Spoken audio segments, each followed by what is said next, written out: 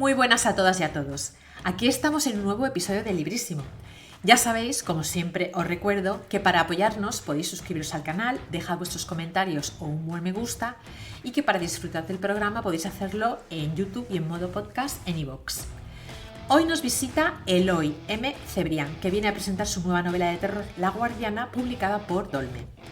Eloy es narrador, columnista de prensa y traductor literario.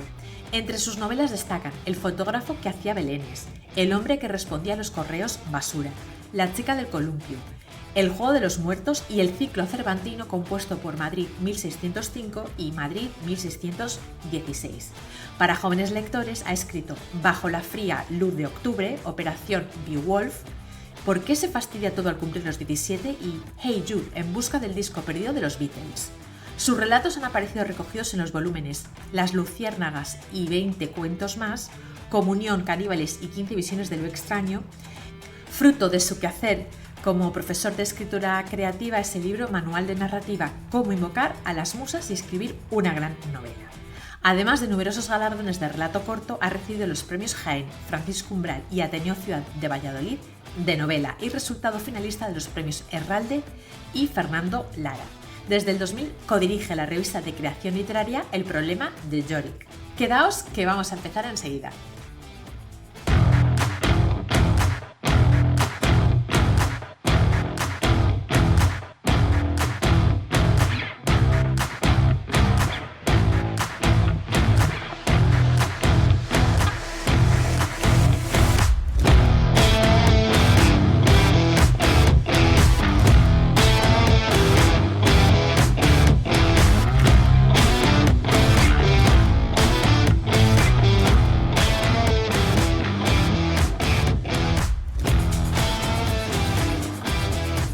Pues como os había dicho, hoy nos visita Eloy M. Cebrián. ¿Qué tal, Eloy? ¿Qué tal? ¿Cómo estás?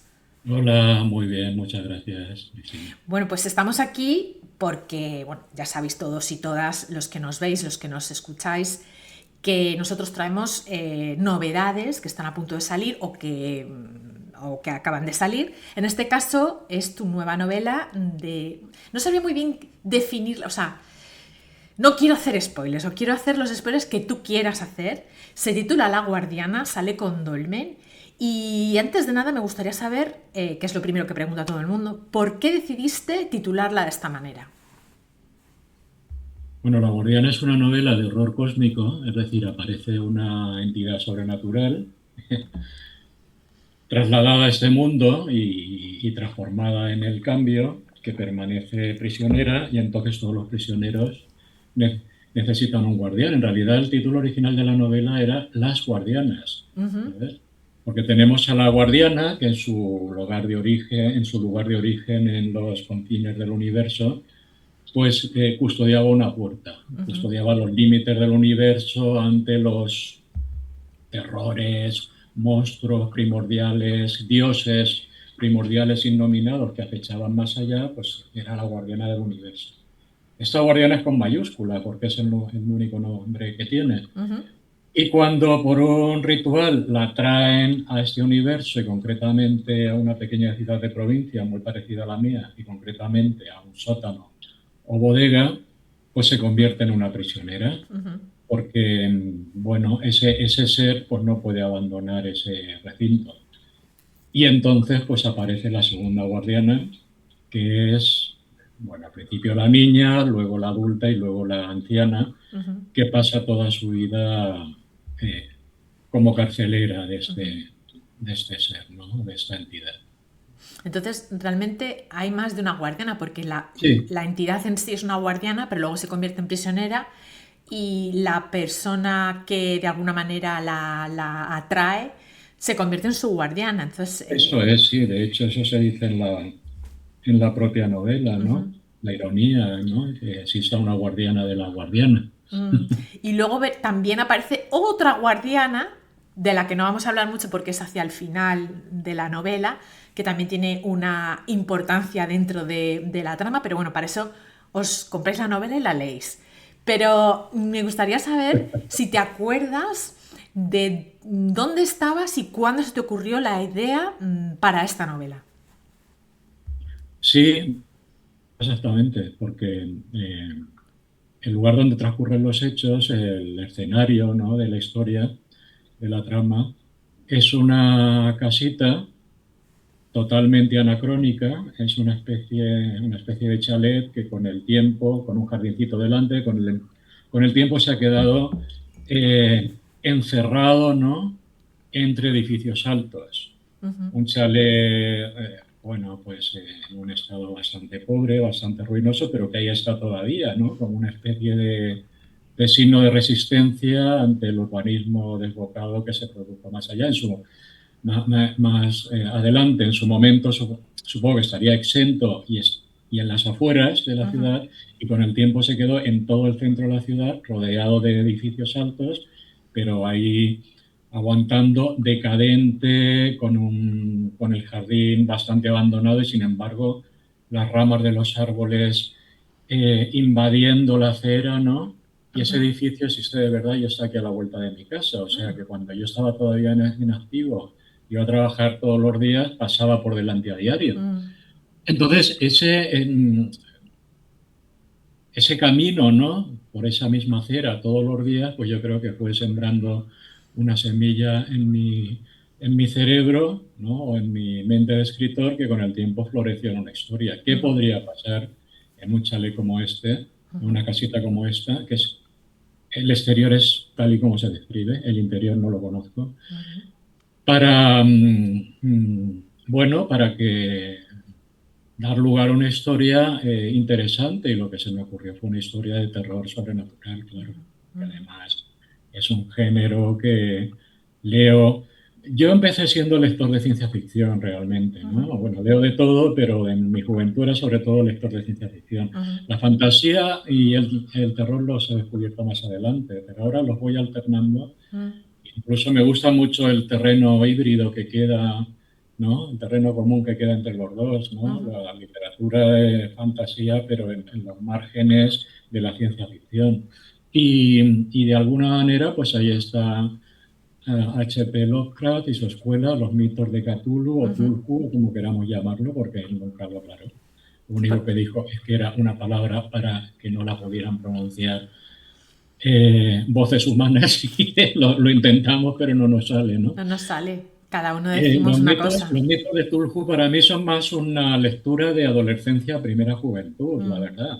ujú, Es decir, que cuando ahora leo algo de este ciclo, salvo excepciones, ¿vale? Hay cosas que me siguen pareciendo obras maestras indiscutibles.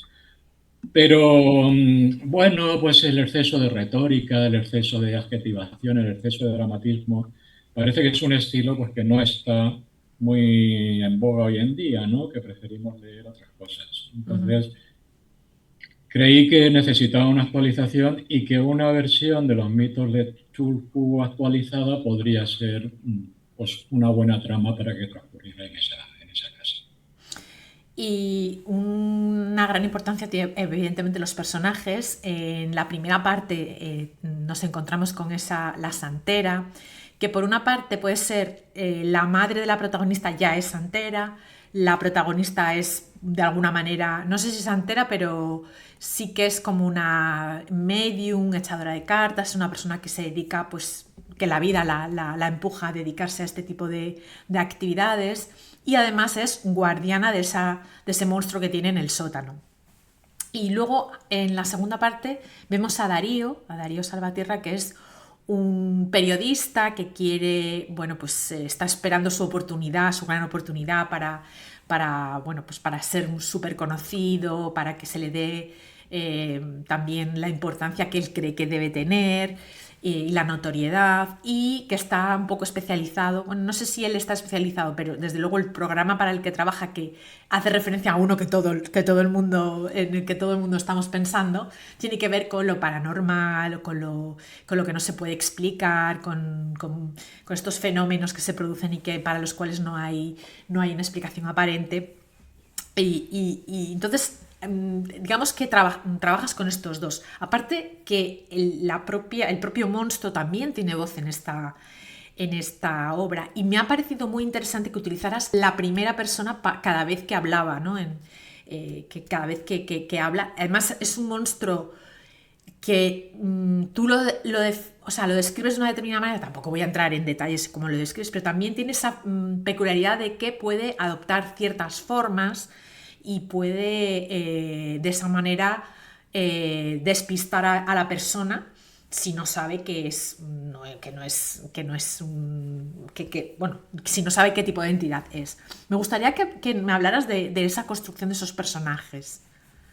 Mm. A ver si me acuerdo de todo. Vamos a empezar por Sí, Isabel primero, que es Isabel. Por sí. cierto, la casita esta se llama Villa Isabel, por eso la Ok, protagonista se llama vale. Isabel. Isabel, curiosamente, es un personaje que está basado en mi historia familiar, Ajá. porque eh, mi madre no, pero tanto mi abuela como mi bisabuela, como probablemente alguna generación anterior, venían de una tradición de mediums. O sea, el espiritismo en España era prácticamente una religión paralela, ¿no? Bueno, de hecho en Estados Unidos pues se convirtió y en América Latina en una alternativa a la religión Ujú. tradicional, ¿no? Sí. El- una alternativa racional incluso, porque lo que se buscaba era darle, o sea, mostrar la existencia del otro mundo, Ujú. la posibilidad de comunicarse con los espíritus, etcétera. Bueno, pues esa experiencia en mi familia siempre ha existido. Mm.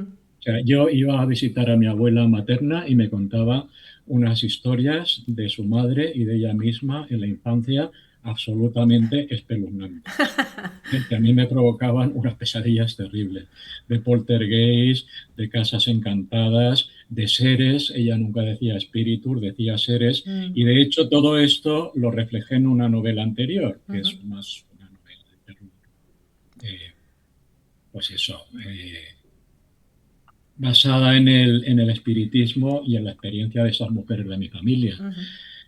Entonces, bueno, Isabel, que es la protagonista al menos de la primera parte, y bueno, y en buena medida también de la segunda, aunque cede el protagonismo también a este periodista del que has hablado, Darío Salvatierra. En Isabel confluyen estas dos tradiciones. Por un lado, la religión yoruba, o sea, la santería de su madre, Ujú. que es dominicana, es caribeña, practicaba la santería en su tierra de origen y la sigue practicando una vez que se casa con un español y se traslada a España, a una pequeña ciudad de provincias, Ujú. durante el franquismo. O sea que una mujer eh, una mujer mestiza, una mujer racial, en una España donde no existía prácticamente, no había presencia de extranjeros y menos de extranjeros de color, y encima practicando este tipo de rituales que se practicaban en España, ¿vale? Pero en secreto, por Mm. supuesto, que esto Ujú.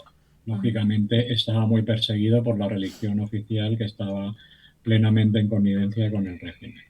Bueno, pues esta religión de santería la mezclo con la religión, o sea, que ya existía antes, ¿eh? Desde finales del siglo XIX, durante la época de la República tuvo gran predicamento y se mostró mucho más públicamente los salones de medium, las Sí. sesiones, etcétera, y que luego pasó a la clandestinidad también. Bueno, pues Isabel es una santera y es una medium Ujú. porque ha heredado los poderes de la familia de su madre, pero hasta un extremo Mm. mucho más poderoso, ¿no? Y esto es lo que le permite, pues, traer hasta, no traer un espíritu de estos de andar por casa, de por aquí, ¿no? Aunque es lo que se pretende.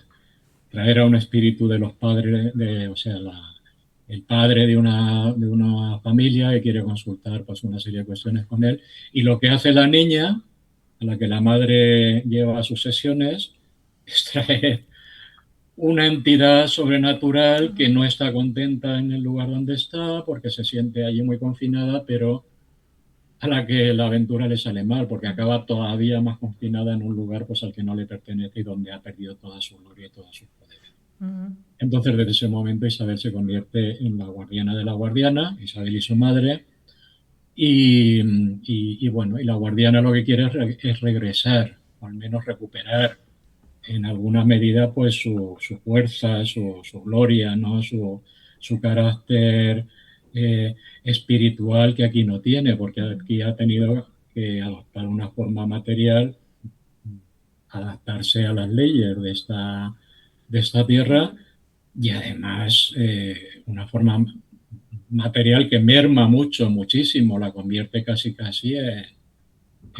vamos, en una, es una sombra, ¿no? De lo que era. Entonces todo su deseo es volver a recuperar su Ujú, ser auténtico, ¿no? ujú. Bueno, y luego íbamos Darío. con Darío. Sí, Darío Salvatierra. A ver, la segunda parte de la novela, esta es una novela escrita con menos planificación de la que a mí me suele gustar tener, ¿no? Porque me gusta pisar terreno más sólido.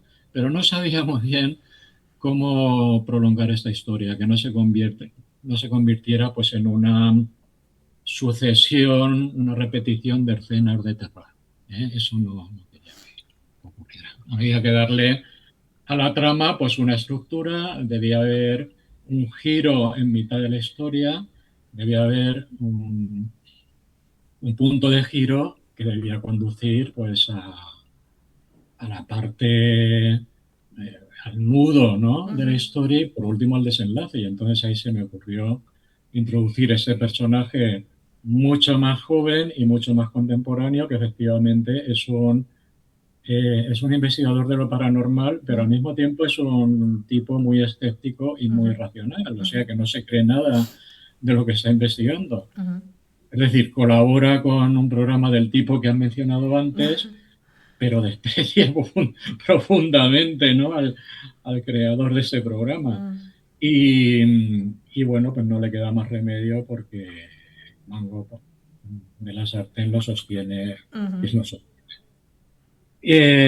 Pero bueno, hace reportajes sin mucha fe, ¿no? En lo que está ocurriendo, salvo algunos casos en que se ha creído entrever algo, pues lo que hace es una especie de periodismo de supervivencia ujú, o alimenticio. ujú, Hasta que se topa con esta historia que encima transcurre en su ciudad de origen, ujú, de la que él de alguna manera huyó mucho tiempo atrás para irse a Madrid, y en su barrio. ujú, Y bueno, pues ahí, sin que él tenga el menor conocimiento de la historia de la guardiana, pues ocurren cosas eh, anormales o paranormales, ujú.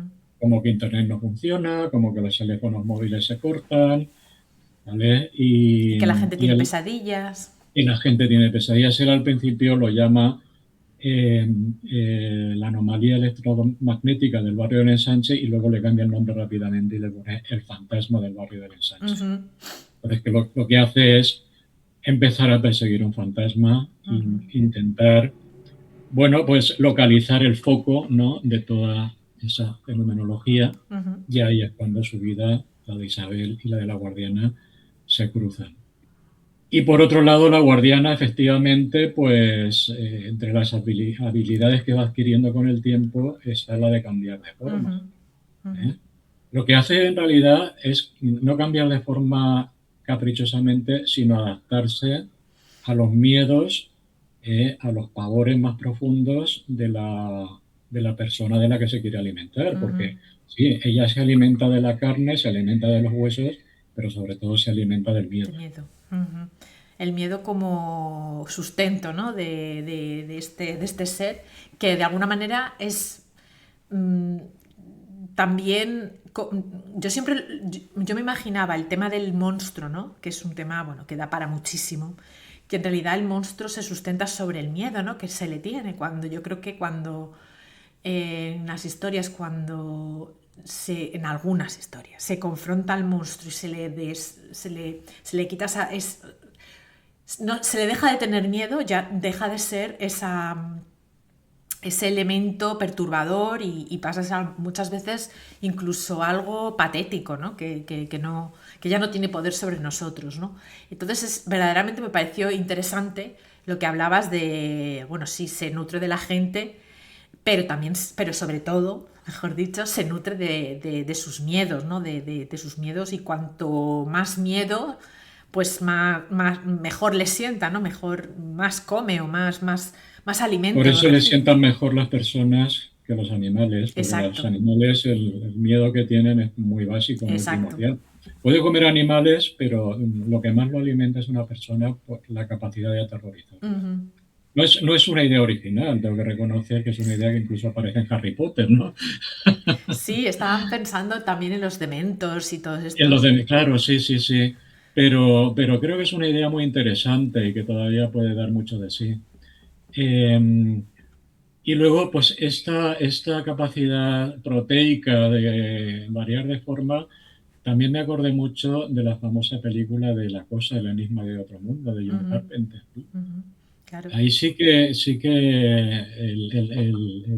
el alienígena pues adoptaba formas de un tanto caprichosas, ¿no? Ujú, Pero yo esa película pues la vi cuando se estrenó, me impresionó mucho y siempre, claro, siempre va quedando un sustrato ahí de cine, de novelas leídas, ujú, de tantas cosas, ¿no? Que te han impresionado que al final afloran en la ujú. película.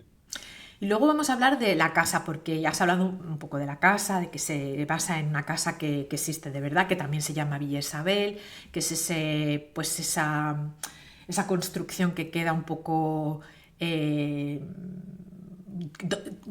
mientras el entorno se va modernizando, se va quedando de una manera anacrónica pues en lo que era y como que deja de estar en consonancia con su entorno. La gente además empieza a verla un poco como algo, bueno, aparte de anacrónico, pues no lo ve como una anomalía también dentro del tejido de En la... este, en este barrio no te voy a decir un lugar de peregrinaje, vamos, pero casi casi en toda la ciudad, en Sí. Albacete. Es un lugar que todo el mundo conoce. Ujú.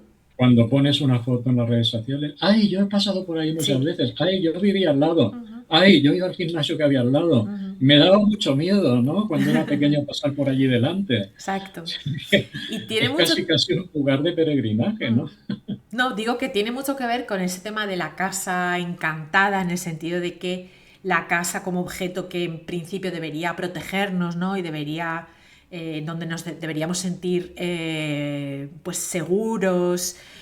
También tiene mucho que ver con el concepto de la familia y cómo algunas de las historias de terror más terroríficas se dan en la familia, que es precisamente la estructura en la que deberías sentirte más protegido y más seguro. Entonces, en esta casa, en el sótano en concreto, es donde Isabel mantiene a la guardiana, que de alguna manera también la mantiene porque dejarla en libertad entendemos que sería, pues implicaría como la destrucción de la realidad como tal como la conocemos o no sabemos muy bien, porque tampoco no se llega a explicar, se sabe que algo malo pasaría, pero no sabemos exactamente ah, qué horror al final, si sería una especie pues, como algo, una especie de terror no terror, pero ¿Sabes en lo que pensé yo, Cristina? Pensé en la pandemia. Pensé en exacto, cómo la estaba pensando pandemia en los zombies, en transformó el tema nuestra vida, de sí, la y pandemia, sí. transformó nuestra realidad. Y yo Sí, creo que se refleja mucho cuando la guardiana empieza a sí, hacer exacto. aventurarse al exterior. Lo que vemos ahí es algo muy parecido a la pandemia, Ujú, ¿no? La exacto. pandemia, pues claro, es susceptible, habría podido destruirlo todo si no se Ujú. hubiera contenido, ¿no? Es un poco lo que estaba pensando. En la palabra era Armagedón. ¿Qué tipo de Armagedón sería, no? Y en este caso también tiene la habilidad de controlar la mente, ¿no? De alguna manera, que es un poco, al final, también lo que en muchos momentos a lo que le teníamos miedo, precisamente en el momento de la pandemia, era a tener que llevar un comportamiento absolutamente uniformizado, todos hacer exactamente lo mismo. Se entendía o se suponía que era por una buena razón, pero era algo que mucha gente rechazaba porque implicaba dejar a un lado tu libertad y adoptar una serie de consignas que te eran ajenas e incluso podías no estar de Totalmente, acuerdo. totalmente, que es lo que pasa en realidad en la novela, ¿no? Uh -huh.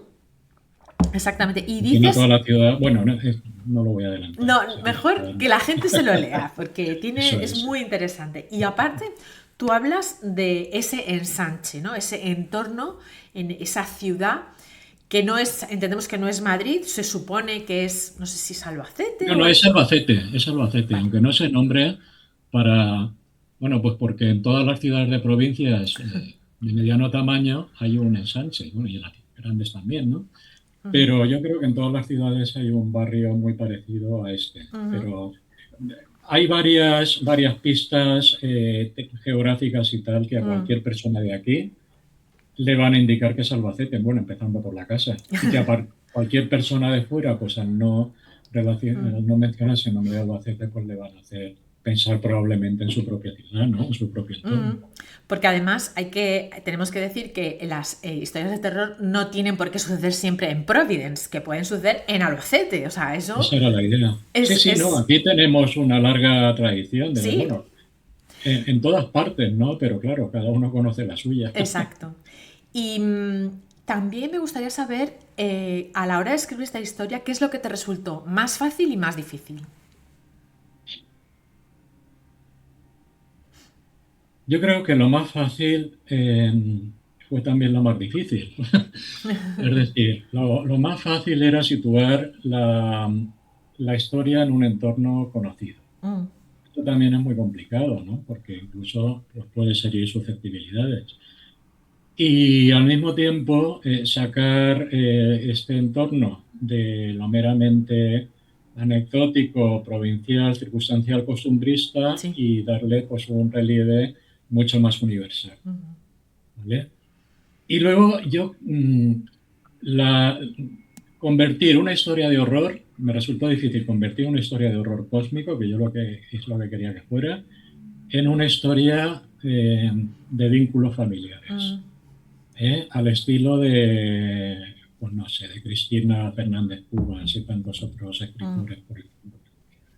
O sea, esto fue, yo creo que la novela fue transformándose de un modo orgánico, ¿no? Porque al principio, pues la historia familiar era de la madre, la santera, emigrada, etcétera, y traída a una ciudad que le es completamente ajena y a un país que no entiende y en el que, no, en el que es una anomalía, y de su hija, que de algún modo es educada por la madre porque el padre desaparece muy pronto, ¿no?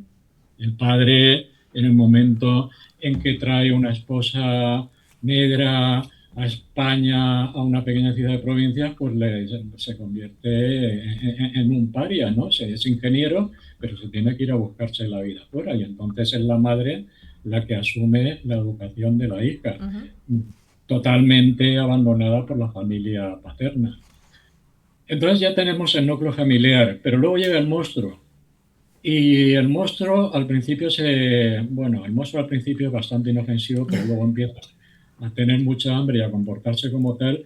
Pero yo no quería que se quedara relegada la guardiana a un papel simplemente de monstruo, ¿vale? Entonces lo que hago es darle una voz, que eso también me costó mucho trabajo, porque no podía ser una voz plenamente humana, o sea, el estilo tenía que ser la manera en que ella piensa y en que ella habla, no podía ser, no podía humanizarla, ¿no? Tenía que mantener pues ese espíritu alienígena de distanciamiento, de verlo todo, pues de ver a la raza humana pues como comida, básicamente. Y sin embargo, ser consciente de que ya depende de que esas personas que la tienen ahí custodiada, pues la alimenten y la cuiden. Entonces, yo creo que al final, bueno, no tan al final, sino que se va viendo durante la trama, pues se convierte en otro miembro de la familia. Sí.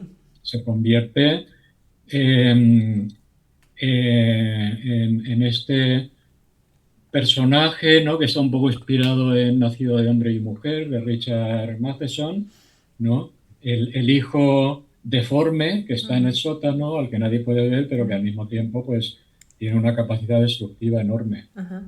Pero bueno, al ser un miembro de la familia también se va humanizando y la verdad es que mm, no se puede decir tampoco que la familia la maltrate, exactamente. La familia la cuida, la protege porque piensan que es una responsabilidad y, y porque no les queda alternativa, ¿no? Porque la guardiana, a través de sus poderes mentales, pues establece un vínculo con ella. Es verdad que esa relación pues tiene altibajos, ¿eh? Esa Es, relación se convierte en una relación completamente nociva y completamente destructiva para la familia en algunos momentos. hablábamos Isabel, de eso un poco antes de entrar a grabar, de esa relación entre hermanas, ¿no? Entre la guardiana e Isabel. yo creo que al final creo que esto quedó completamente claro, ¿no? O sea que Isabel tiene muchos motivos para odiar a la guardiana, ¿ya? Porque ha malogrado su vida.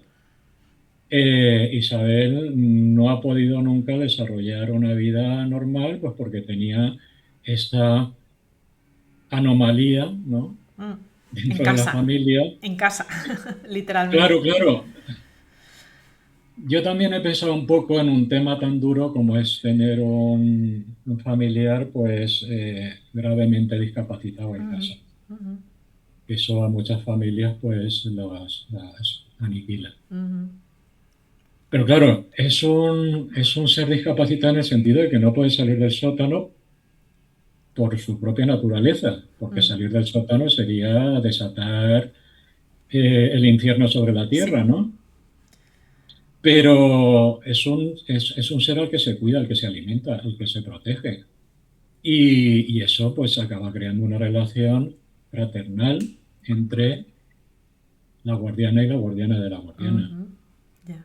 que por algún sitio tiene que aparecer y que creo que le da una dimensión distinta a la novela, ¿no? Que no es una novela solamente de monstruo encerrado que se escapa, sino que es una novela de relaciones familiares, relaciones íntimas, de cómo las relaciones familiares se transforman, que pues, cómo el amor acaba degenerando en odio, pero es un odio del que se puede regresar. Y es una novela bastante oscura, pero creo que deja abiertas sus ventanas a la esperanza. Y la relación entre ellas dos, a la guardiana e Isabel, ¿tú qué crees que es más? ¿Es parasitaria o simbiótica? Qué buena pregunta.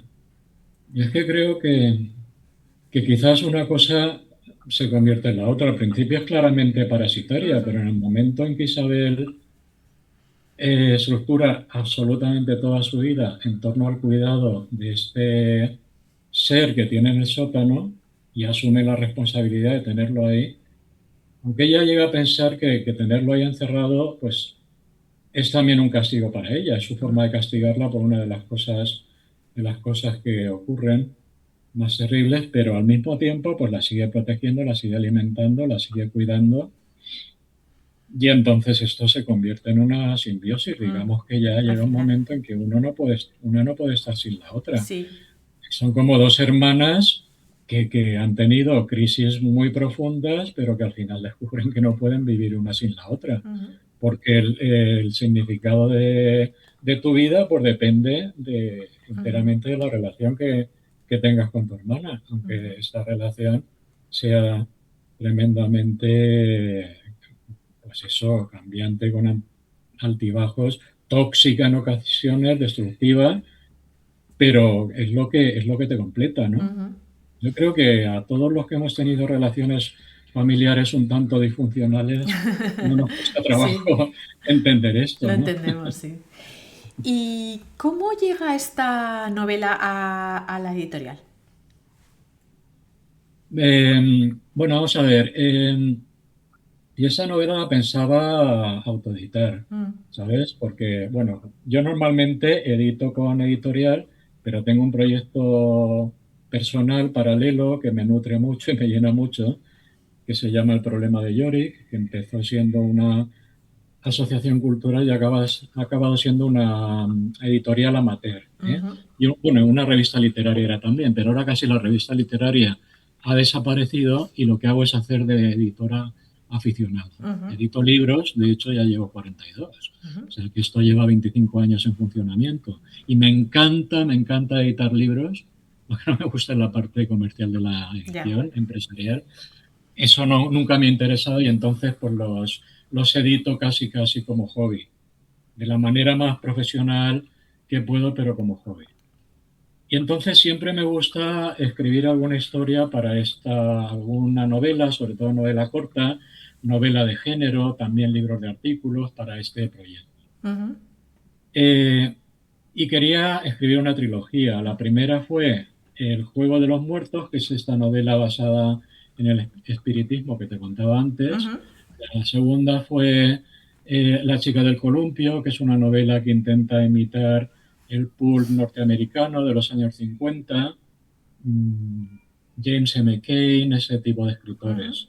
Es muy violenta, no es de terror sobrenatural, pero es de horror mm, de vísceras y sangre y Sí. fluyendo hachazos, violencia a punta pala, te puedes imaginar. Ujú.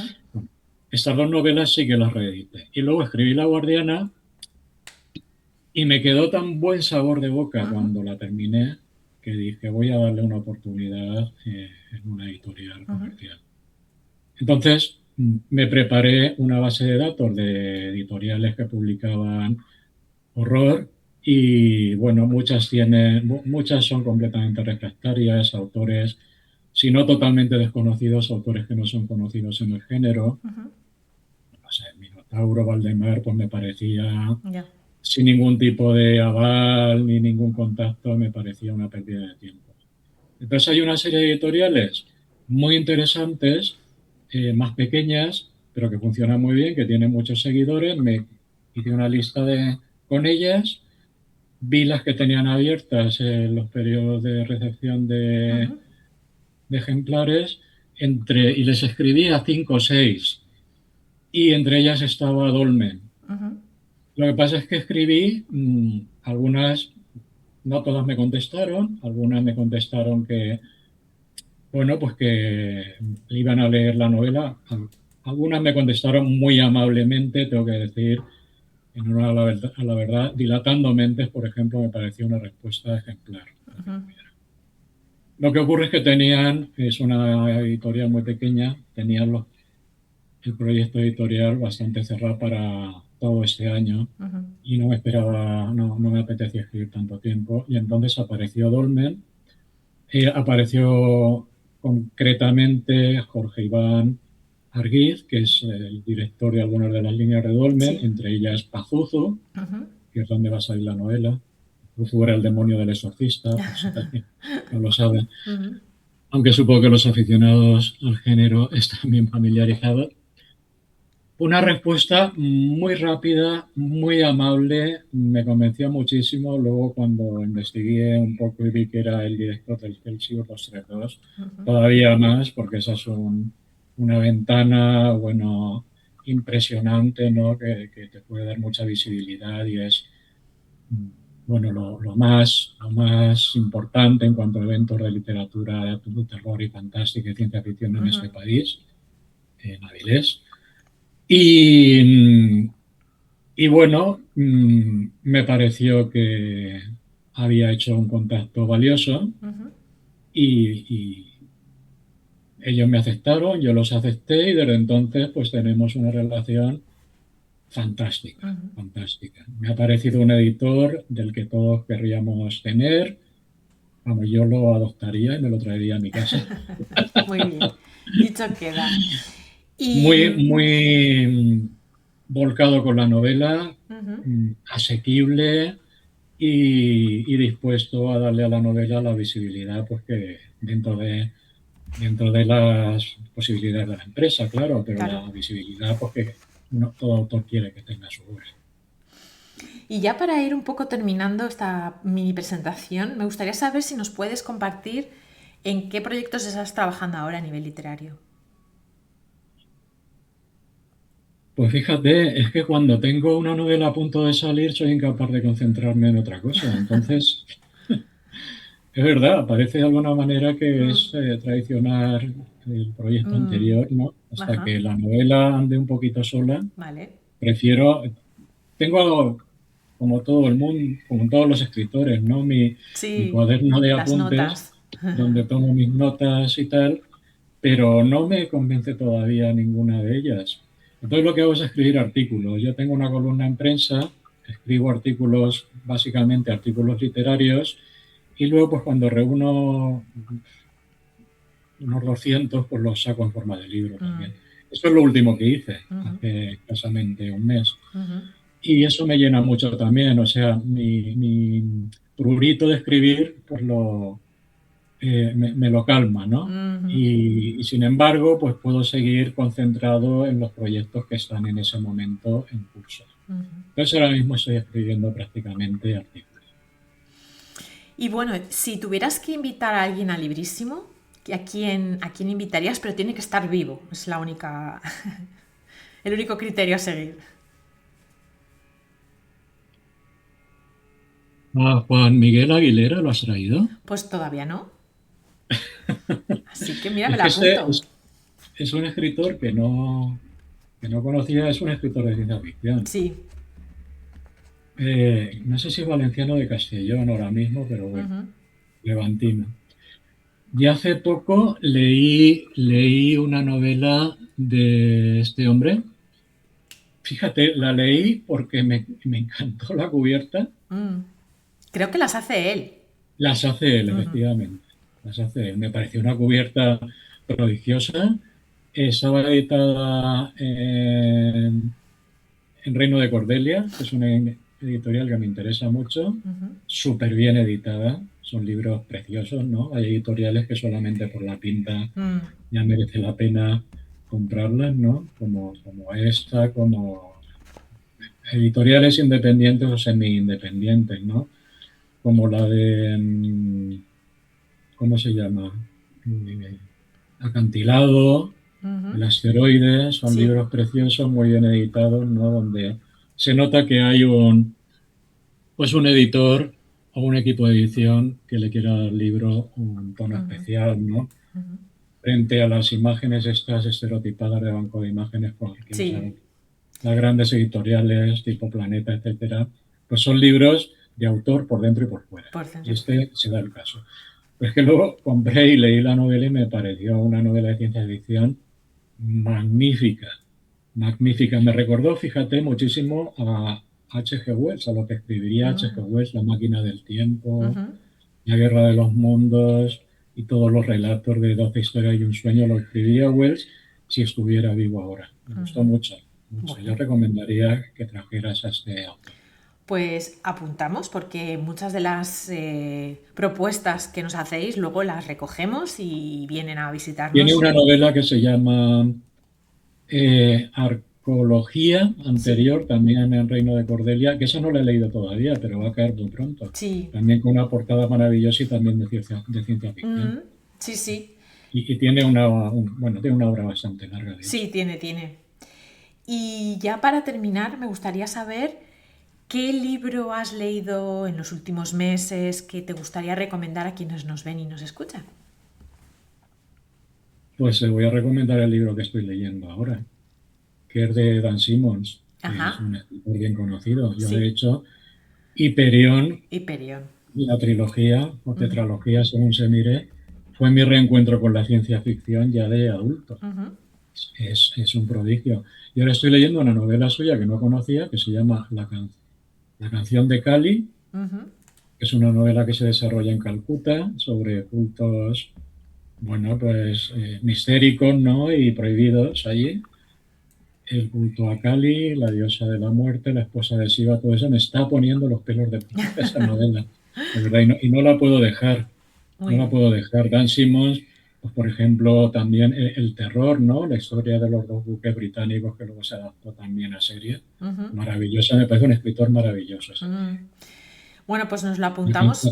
La canción de Cali. La canción de Cali nos la apuntamos porque ya sabéis que estamos construyendo esta pequeña biblioteca virtual con todos los títulos que nos van proponiendo quienes nos visitan y que la daremos a conocer. Siempre las damos a conocer, bueno, el año pasado la dimos a conocer en verano, porque en verano hacemos una parada y ahí exponemos toda esta lista del año anterior y bueno, pues este año pasará igual, en verano la daremos a conocer y ahí seguramente sacaréis un montón de ideas para leer si os apetece, si os si os llaman la atención. Bueno, pues yo te quiero dar las gracias, Eloy, porque hayas venido, nos hayas regalado algunos minutos de tu tiempo para presentar La Guardiana. Las debo dar yo a ti y a todos los oyentes. Ha sido un rato estupendo. O sea, no le puedes hacer mayor favor a un autor que dejarlo hablar, ¿no?